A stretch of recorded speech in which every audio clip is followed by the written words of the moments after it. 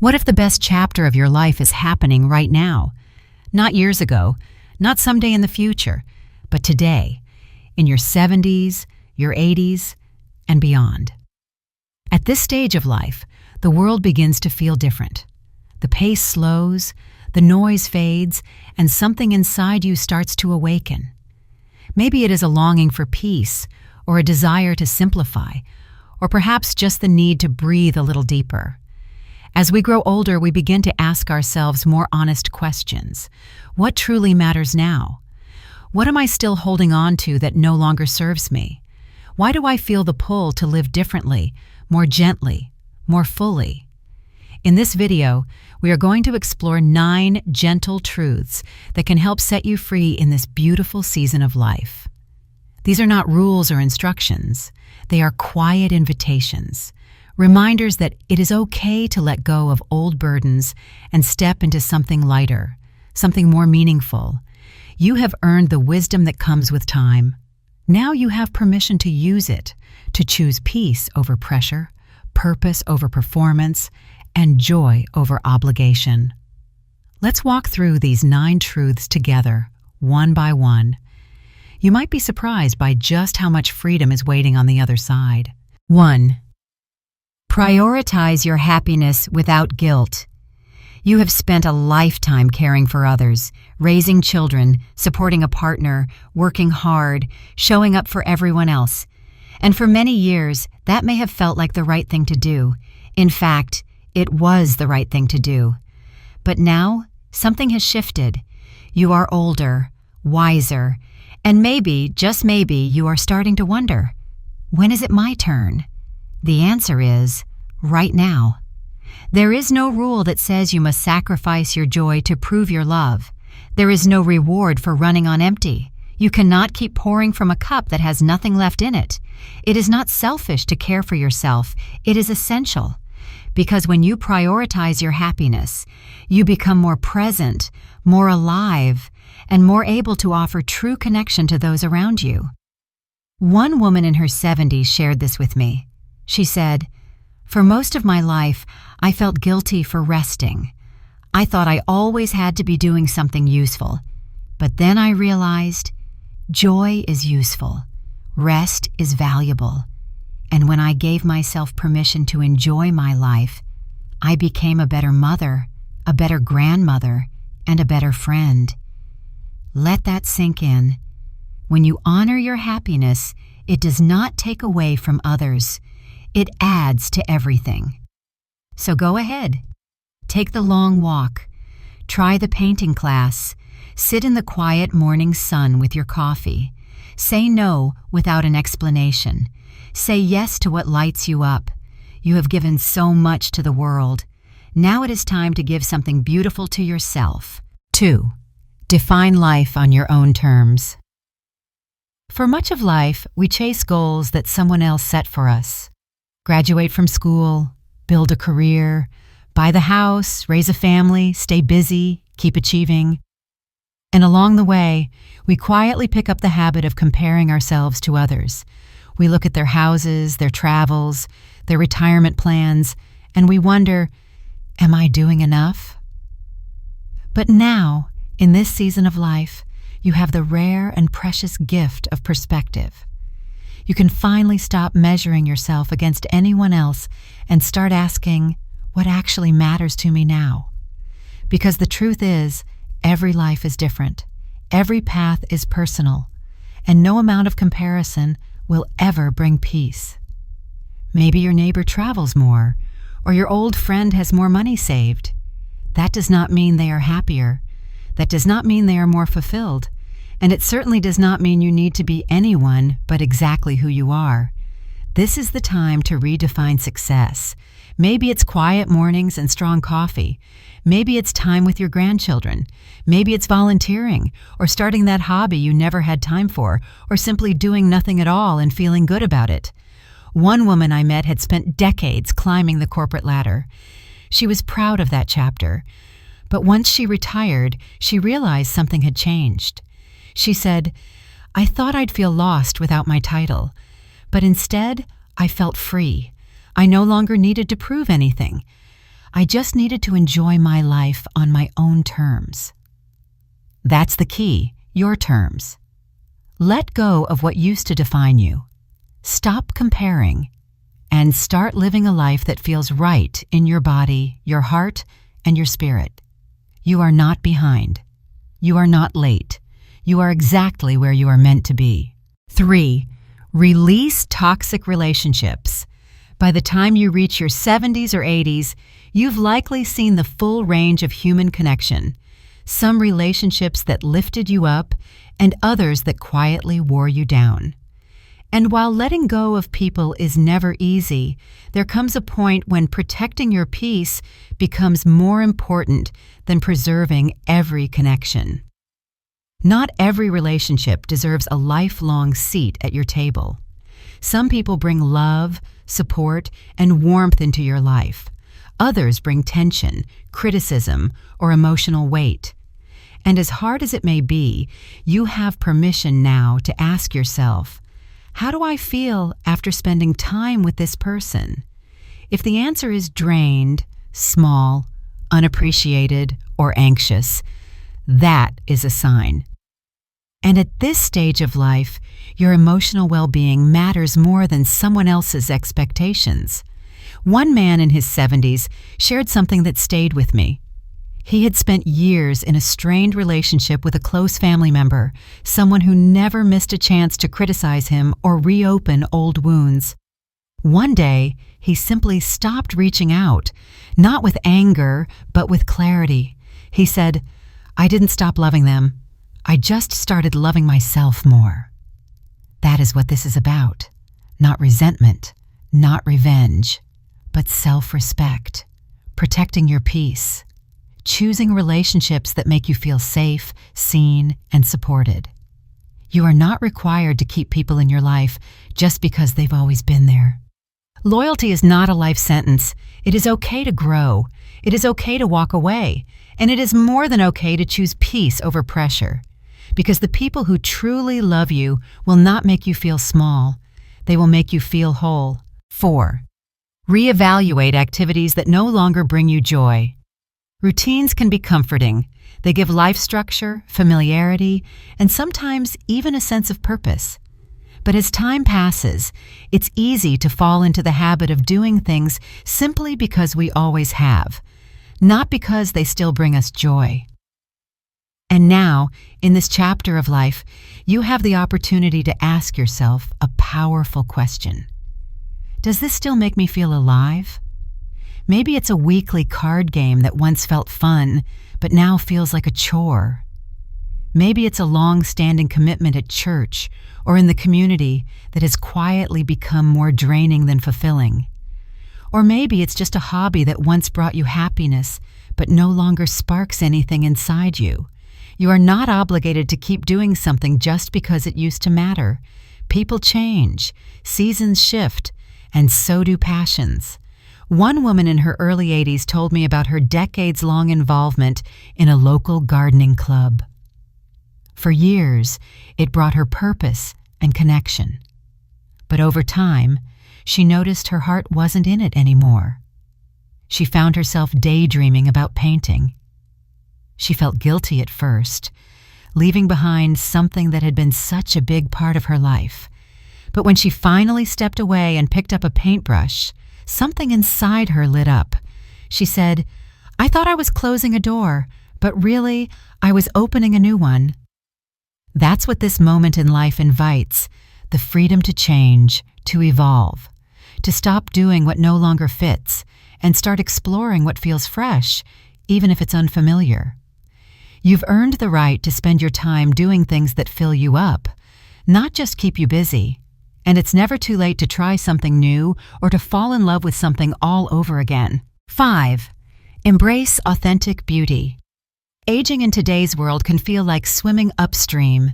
Everywhere you look, on television, in magazines, across social media, you are reminded that youth is considered the standard of beauty. Smooth skin, tight bodies, no wrinkles, no gray hair, no visible signs of time.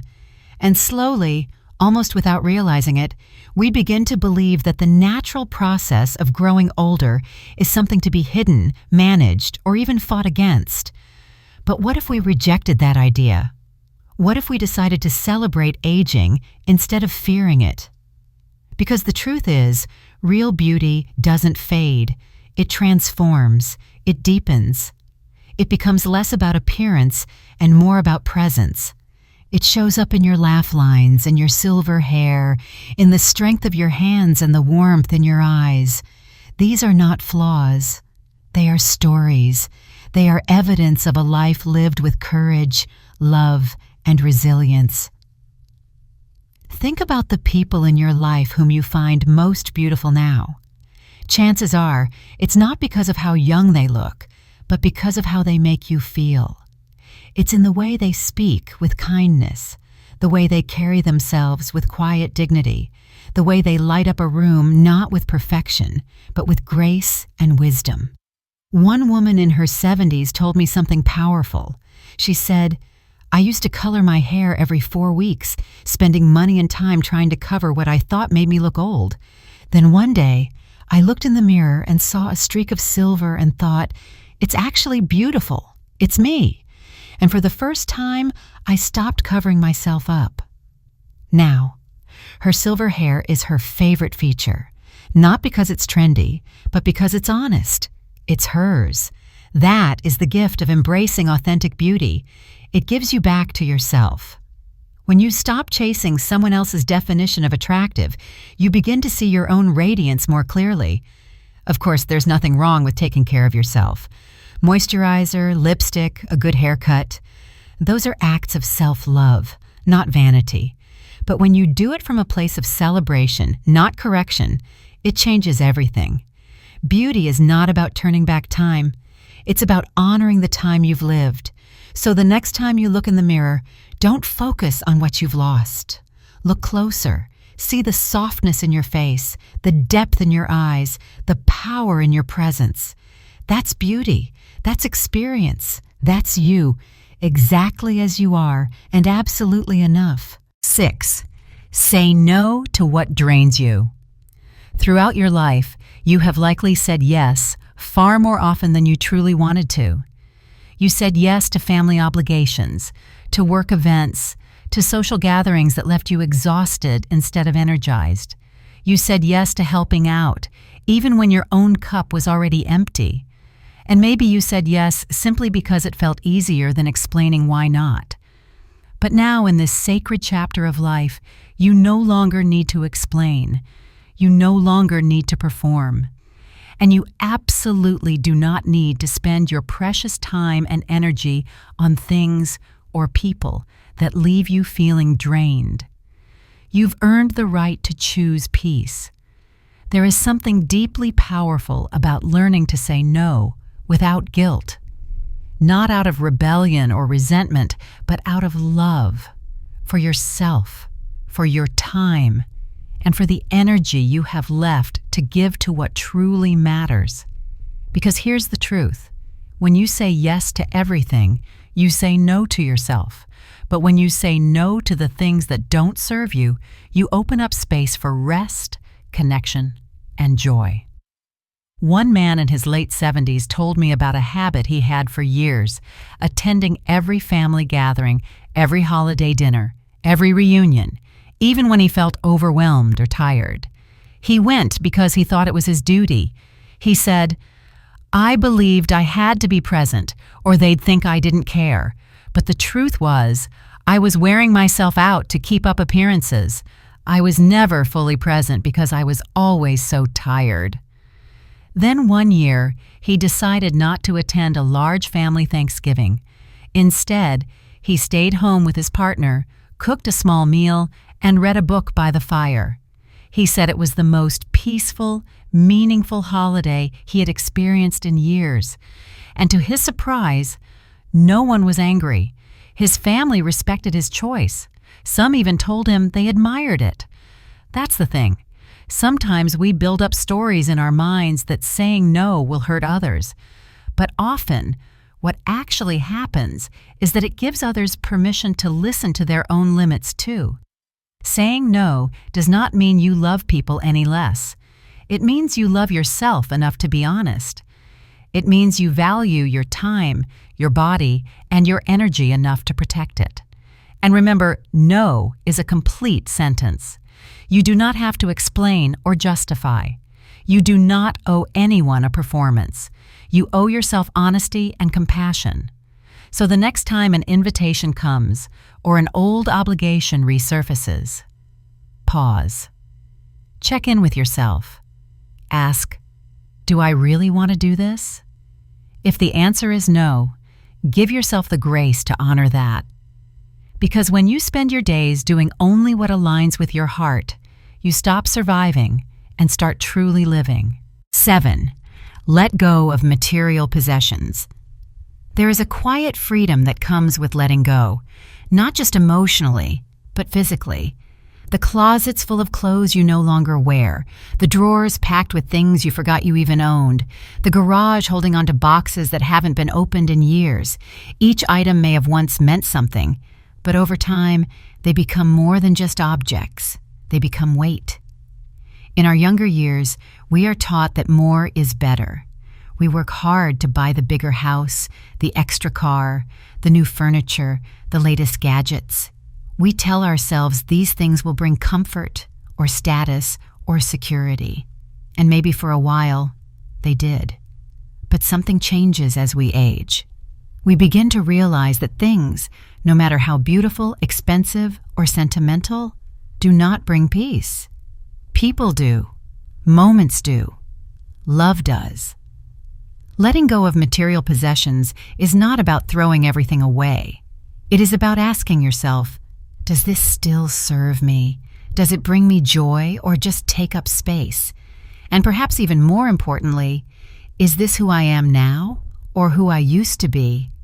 One woman told me a story I'll never forget. After her husband passed away, she decided to downsize and move into a smaller, simpler home. At first, the thought of parting with their belongings was overwhelming. She worried that giving away the furniture, the old books, even the dishes they used for holidays would somehow erase their shared history. But little by little, she began to sort through it all. She kept only the things that held true meaning: his favorite coffee mug, a few handwritten notes, the photo of them dancing in the kitchen. The rest she donated or passed on to family. When she moved, she said she felt 10 years lighter.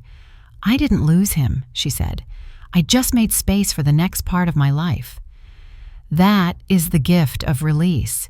You are not discarding memories. You are making room for clarity, for breathing space, for the life you are living now. It's easy to forget that every object we keep takes up not just physical space, but emotional energy. A cluttered home can quietly become a cluttered mind. But when we create space around us, we often find space within us. This doesn't mean you must become a minimalist overnight. Start small. One drawer, one closet, one shelf.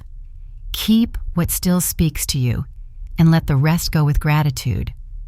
And as your home begins to open up, you might find that your spirit does too. You will walk into rooms that feel calm. You will find your belongings easier to manage. You will spend less time organizing and more time enjoying. After 70, life becomes less about accumulation and more about appreciation. You no longer need to own everything. You just need to love what you choose to keep. Because in the end, the most valuable things you carry will never be in boxes. They will be in your heart. 8. Release the opinions of others. From the time we are children, we are taught to care about what others think.